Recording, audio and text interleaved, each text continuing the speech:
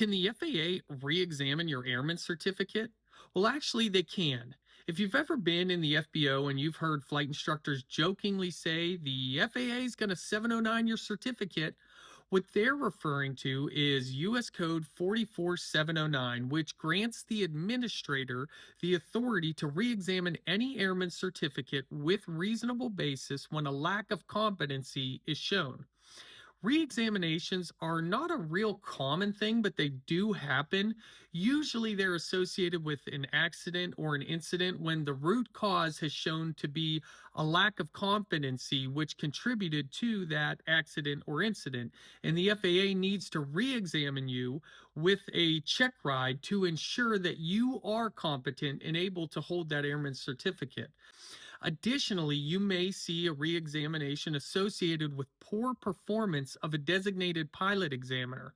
When the FAA is out doing surveillance, if they find that the DPE wasn't performing to standards, they may send out a list of associated airmen that have recently taken check rides with that examiner and require them to submit to a re-examination because they had reason to question why or how the examiner was issuing airman certificates. Now, re-examinations are not a punishment, and the FAA does not take them lightly. The FAA is not going to show up on the ramp and say, hey, you have to submit to a 709 re-examination. It doesn't work that way.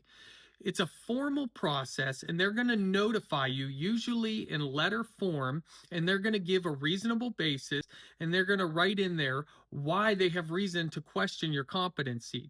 They're also going to put in there the tasks that you have to do. A re-examination isn't always necessarily a full-on check ride. It could just be takeoffs and landings associated with an accident. As long as you satisfactorily pass a re-examination, that's it.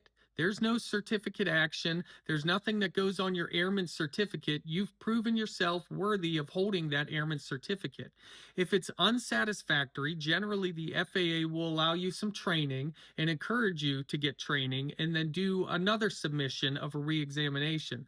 What they're not going to do is continue to give you rope so that you can go on and get more training and come back and do more examinations. Usually what happens is at some point, if the failures continue on a re-examination, the FAA has to push for a legal emergency enforcement action to revoke your airman certificate unless you voluntarily surrender it or voluntarily downgrade if you're in a position to downgrade. Now, again, usually incidents and accidents a lot of times will be solved through the FAA's compliance philosophy and compliance action process. This only occurs when there's a competency issue, when your airman certificate is in question. If you haven't seen my video on pilot deviations, check that out next because that'll give you a lot of insight how the FAA deals with regulatory non-compliances and incidents. I'll see you next time.